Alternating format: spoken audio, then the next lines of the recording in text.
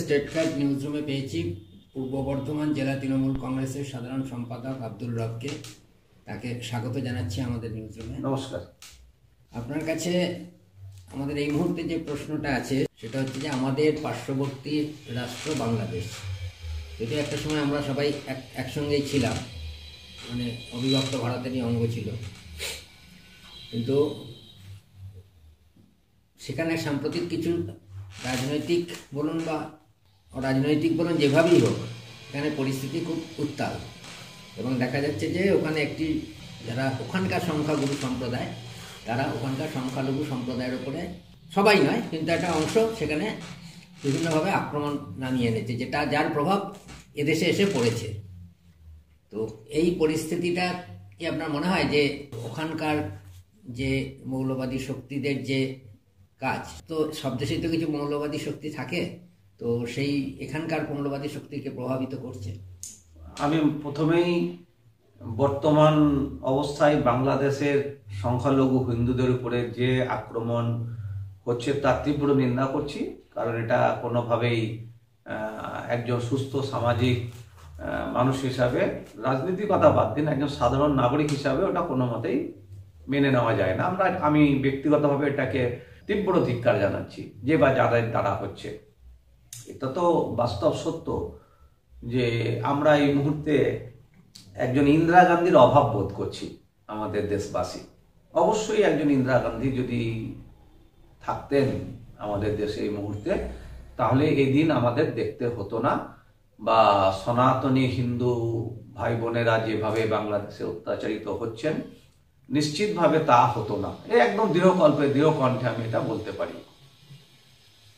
যদিও এটা একটা অন্য দেশ, তবে মনে রাখতে হবে 1971-এর সেই ইতিহাসের কথাটা। 1971-এর সেই যুদ্ধে ভারতবর্ষের তৎকালীন প্রধানমন্ত্রী ইন্দিরা গান্ধী যেভাবে বাংলাদেশের পাশে দাঁড়িয়েছিলেন, সমস্ত ধরনের সাহায্য করেছিলেন, সেনা দিয়ে নানান ধরনের পরিকল্পনা করে সাহায্য করেছিলেন এবং স্বাধীন বাংলাদেশ গঠন করতে সেদিন থেকেই, মানে সেখানকার মানুষ স্বাধীন হয়েছিল 1971 সালের পর থেকে। মাসটাও ডিসেম্বর ছিল সম্ভবত। তো এরকম একটা দেশ, যারা আমাদের সাহায্যে তাদের স্বাধীনতা, সে দেশের প্রতিটি নাগরিকেরই ভারতবর্ষ সম্পর্কে অনেক বেশি সহানুভূতিশীল থাকা উচিত। কারণ এরকম একটা সাহায্য না পেলে তো তারা স্বাধীন বাংলাদেশ লিখতে পারতো না, স্বাধীন সরকার তারা গঠন করতে পারতো না। তাহলে যাদের সাহায্যে এত বড় একটা দেশের একটা গঠন হলো এবং তাদের সরকার হচ্ছে, সেখানকার জনগণ গণতান্ত্রিক ব্যবস্থায় তাদের নিজেদের ভোটাধিকার প্রয়োগ করতে পারছেন, এইরকম একটা বৃহৎ সাহায্যকারী দেশ, তাদের প্রতি এই ঘৃণা আজকের দিনে যারা দায়িত্বে রয়েছে সরকারের, ইউনূসের নেতৃত্বাধীন একটা যে সরকার, সেটা তো যদিও নির্বাচিত সরকার নয়, সবাই আমরা জানি, কিন্তু তবুও তাদের এই দায়িত্বটা নিশ্চয়ই পালন করা উচিত ছিল, তো তারা পালন করেনি। এজন্য আগামী দিনে নিশ্চয়ই তারা উচিত শিক্ষা পাবে। তবে দেরি হচ্ছে আমি মনে করি। অনেকেই বলবেন যে এটা তো নয় যে এখনই বললাম আর কালকে যে যুদ্ধ করে দিলাম, না, নিশ্চয়ই তা নয়, কিন্তু তার যে বিভিন্ন পদ্ধতি, বিভিন্ন পথ, সেই পথের অবলম্বনটাও তো আমাদের করতে হবে। আমাদের তো অ্যাটলিস্ট আমাদের অন্যান্য ক্ষেত্রে কি হয়, গরু পাচারের ক্ষেত্রে, কয়লা পাচারের ক্ষেত্রে আমরা দেশের স্বরাষ্ট্রমন্ত্রীর বক্তব্য শুনতে পাই, দেশের বিদেশ মন্ত্রীর বক্তব্য শুনতে পাই, এগুলো আমরা শুনতে পাই। সামান্য সামান্য ম্যাটার, দেশের কোনো একটা অঞ্চলের সামান্য কিছু ঘটনা ঘটে গেল, তার পরিপ্রেক্ষিতে তো আমার সনাতন হিন্দু ধর্মের ভাই বোনেদের উপরে আক্রমণ হচ্ছে, সেখানকার মন্দিরে আক্রমণ হচ্ছে, ইস্কনে আক্রমণ হচ্ছে, চিন্ময়ী প্রভু মহাশয়কে তাকে ধরে বিনা ইয়েতে তাকে বিচারে তাকে হচ্ছে আটক করা হচ্ছে, জেলে ভরা হচ্ছে, সেখানকার মায়েদের উপরে আক্রমণ হচ্ছে। আমাদের দেশের সরকারের একজনেরও একটা বক্তব্য শুনতে পাবো না আমাদের দেশের 100 কোটির বেশি হিন্দু, আমরা সেটা শুনতে চাইছি। যেখানে নেপাল বিষোদ্গার করছে, যেখানে নেপাল প্রতিবাদ করছে, আমাদের দেশের সরকারের কোন স্তরের একজন নেতা মন্ত্রী এই ধরনের মন্তব্য আমরা শুনতে চাইবো না। তাদের বক্তব্যটা, তারা কি কাজ করছেন গোপনে ভিতরে হয়তো আমরা জানি না, হয়তো দেশবাসী জানে না, করছেন কি করছেন না সেটাও জানি না। কিন্তু মানুষের, জনগণের কাছে বার্তা পৌঁছানোর জন্য অ্যাটলিস্ট ছোট ছোট ছোট ছোট ম্যাটারে যেভাবে দেশের স্বরাষ্ট্রমন্ত্রী, বিদেশমন্ত্রী বা হচ্ছে যে প্রতিরক্ষা মন্ত্রীরা তারা কথা বলেন, এই রকম একটা স্পর্শকাতর বিষয়ে আমার দেশের প্রতিবেশী একটা রাষ্ট্রে যাদেরকে আমাদের সাহায্য নিয়ে জন্ম হয়েছে, তারা আমাদের সনাতন ভাই বোনেদের উপরে আক্রমণ করছে, আর আমরা এখানকার আমাদের দেশের সরকারের কোনো প্রতিনিধি তার মন্তব্য করবে না, এটা আমার কাছে খুব খারাপ লেগেছে। তাই মনে করছি যে একজন ইন্দিরা গান্ধীর অভাব আমরা বুঝতে পারছি, দেশবাসী, আমি শুধু না, আমার মনে হয় সমগ্র দেশবাসী বুঝতে পারছেন। তবে এটা যদি বেশি দিন চলতে থাকে তাহলে এখানকার জনগণও এই সরকারের প্রতি তাদের যে মত বিভিন্ন ক্ষেত্রে প্রকাশ করার সুযোগ থাকবে, তারা নিশ্চয়ই প্রকাশ করবে। আমার মনে হয় অতি সত্বর এই সরকার, আজকে যেমন গতকালকে আমাদের বিদেশ সচিব পর্যায়ের বৈঠক হয়েছে, শুধু এই পর্যায়ে টিকে থাকে নয়, এই বৈঠক কতটা ফলপ্রসূ হলো আগামী কয়েকদিন আমরা সেখানকার সনাতন হিন্দু ভাই বোনেদের মুখ থেকেই আমরা খবর পাবো। নিশ্চয়ই তাদের বার্তা আমাদের কাছে পৌঁছাবে। সেটা যদি সদর্থক হয় তাহলে জানবো যে ঠিক আছে, কাজ হয়েছে।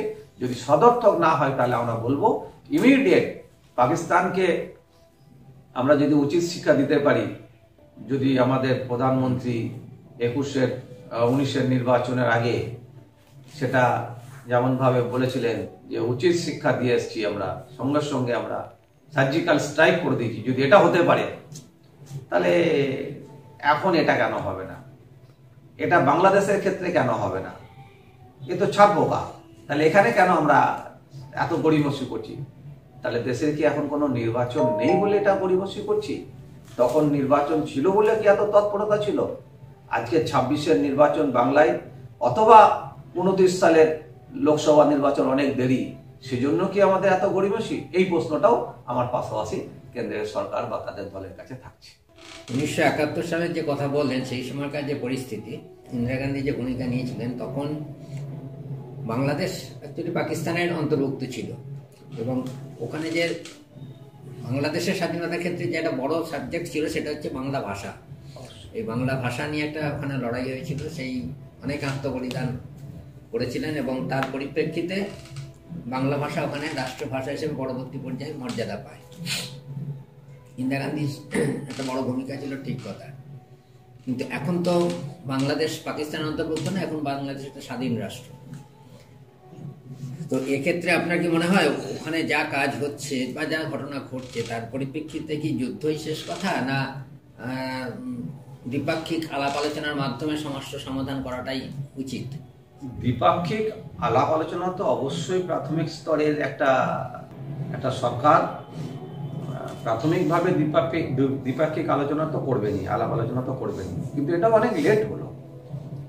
এই দ্বিপাক্ষিক আলাপ আলোচনাটা হতেও প্রায় 10 থেকে 12 দিন কেটে গেল।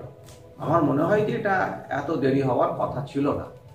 যখনই মন্দিরের উপর আক্রমণ শুরু হয়েছে এবং চিন্ময় কৃষ্ণ প্রভুকে যখনই বিনা দোষে গ্রেপ্তার করছেন রাষ্ট্রদ্রোহিতার মিথ্যা অপবাদ দিয়ে, আমার মনে হয় সেদিনই শুরু করা উচিত ছিল।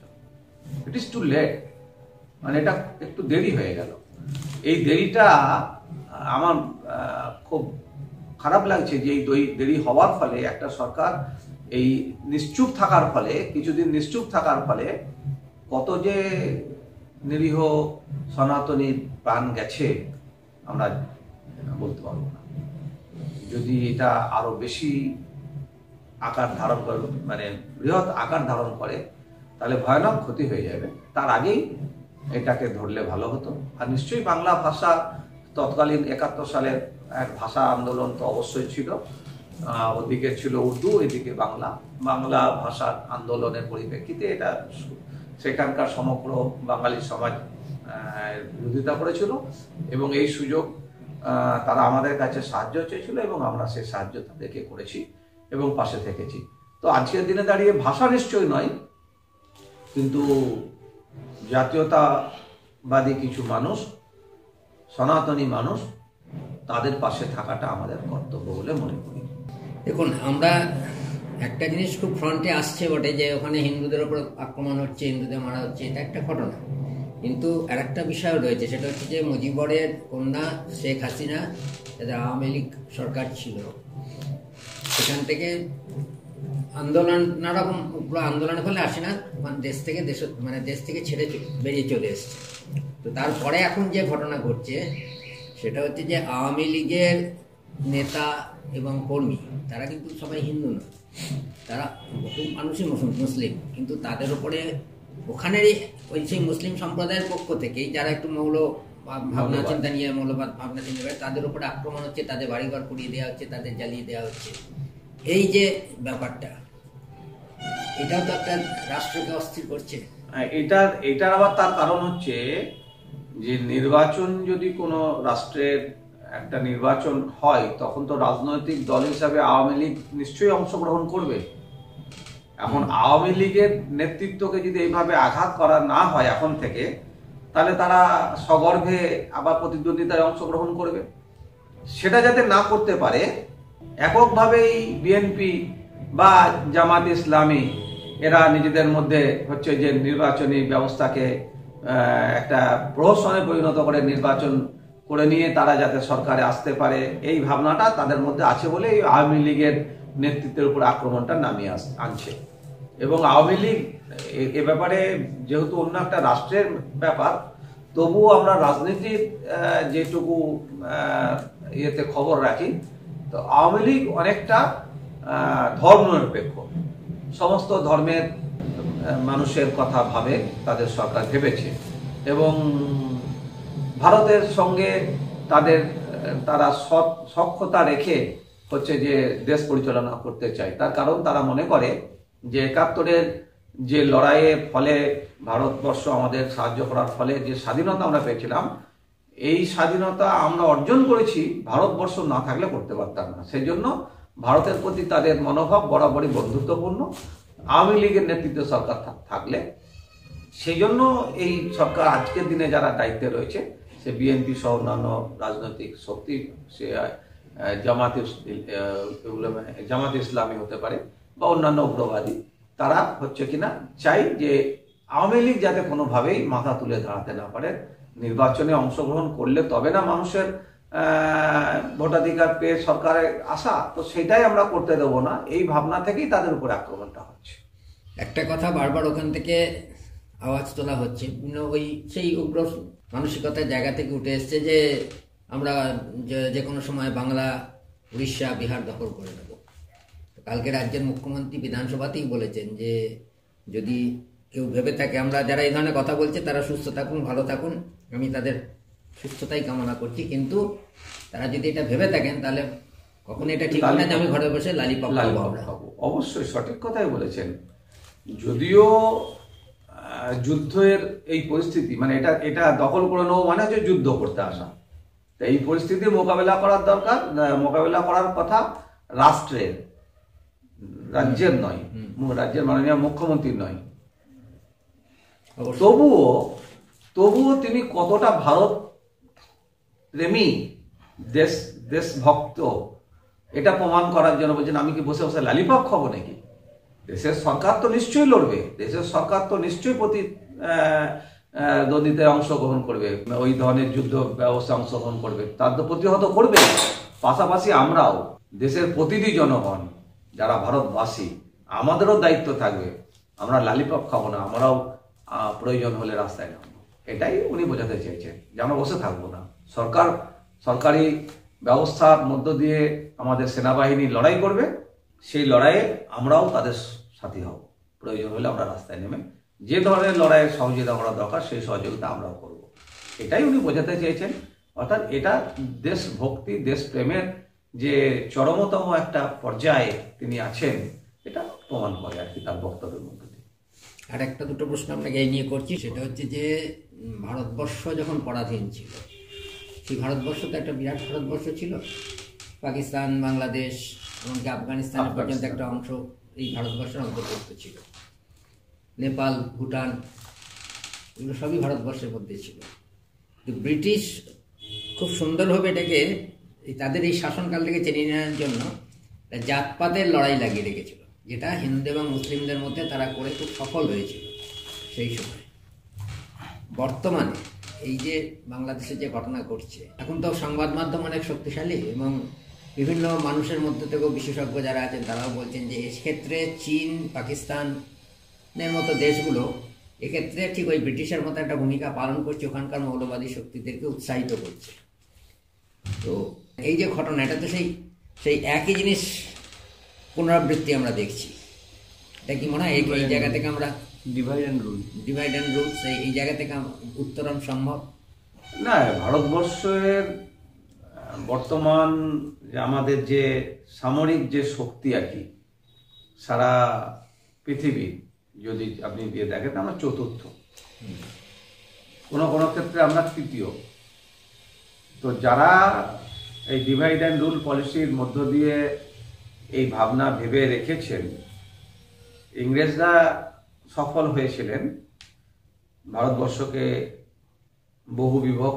বহু ভাগে বিভক্ত করতে। আবার যারা তাদের পথ বা পদাঙ্ক অনুসরণ করে এই স্বপ্ন সফল করার কথা ভাবছেন, তারা মনে রাখবেন যে এটা 1947 নয়, this is 2024। We are more advance than 1947। তো আমরা অনেক বেশি স্বাবলম্বী এবং সারা বিশ্ব আমাদের দিকে তাকিয়ে আছে। সেই জন্য আমরা দেখেছি ভারতবর্ষকে একা চীন যুদ্ধে পরাস্ত করতে পারবে না, পাকিস্তান পরাস্ত করতে পারবে না একা। সেই জন্য তারা কখনো কখনো নেপালকে অবলম্বন করে।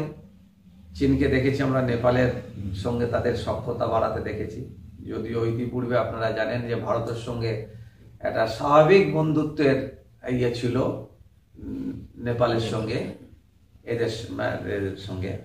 কিন্তু ইদানিংকালে চীন সেখানে তাদের কিছুটা জায়গা দখল করেছে, কিছুটা জায়গাতে ব্যবহার করে ভারতবর্ষের প্রতি তাদের সৈন্য সামন্ত মজুদ রাখছে। পাকিস্তানের জায়গা জমি ব্যবহার করছে চীন। ইদানিংকালে আরো বেশি ভারতকে ঘেরার জন্য বাংলাদেশের মাটিটাও ব্যবহার করতে চাইছে। মনে করছে চারিদিক থেকে ভারতবর্ষকে ঘিরলে মনে হয় ভারতবর্ষ কুপকাত হবে। কিন্তু যুদ্ধ আমরা চাই না।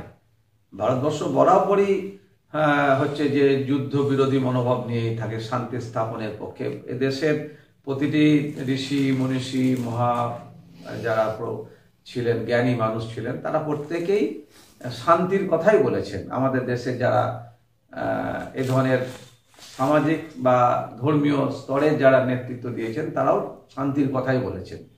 তো আমরা সে দেশের শান্তির ধারক বাহক হিসাবে আমরা নিশ্চয়ই প্রাথমিকভাবে যুদ্ধ চাই না। কিন্তু যদি কেউ মনে করে চারিদিক থেকে বিভিন্ন রাষ্ট্রের জমি ব্যবহার করে ভারতবর্ষকে আক্রমণ করে ভারতবর্ষকে কুপকাত করব, তারা তৈরি থাকতে পারেন। উই আর রেডি, আমরা তৈরি। ভারতবর্ষের 140 কোটি বেশি জনগণ, ভারতবর্ষের সেনাবাহিনীর যা শক্তি আছে তাদের সঙ্গে আমরাও সম্মিলিতভাবে রাস্তায় নামবো। ভারতবর্ষকে কখনোই কোনো বিদেশি শক্তির কাছে পরাজিত আমরা কখনোই দেখতে পারবো না, দেখতে চাইবো না। তার জন্য জয় আমাদের নিশ্চিত করতে যদি দেশের প্রতিটি জনগণকে রাস্তায় নামতে হয়, আমি তাদের মধ্যে একজন, আমরা প্রস্তুত। একটা লাস্ট আপনাকে প্রশ্ন করছি, সেটা হচ্ছে যে ভারতবর্ষ এবং বাংলাদেশ দুটো দেশেরই জাতীয় সঙ্গীত একজন শিল্পী কবিগুরু রবীন্দ্রনাথ ঠাকুরের। উভয় দেশের মধ্যে অনেক সময় বাংলাদেশে সরকার পরিবর্তন হয়েছে, বিভিন্ন রাষ্ট্রনেতারা এসেছেন, বা ভারতবর্ষও হয়েছে, কিন্তু দুদেশের বাণিজ্যিক আদান প্রদান বলুন আর সাংস্কৃতিক আদান প্রদান বলুন কম বেশি বরাবর হয়ে এসেছে। তো এর পরিপ্রেক্ষিতে এখন যে পরিস্থিতি, সেখানে অনেকটা সেই জায়গাগুলো ধাক্কা খাচ্ছে। আপনি কতটা আশাবাদী আমরা আবার সেই দিনটা ফিরিয়ে আসতে পারবো কি উভয় দেশ?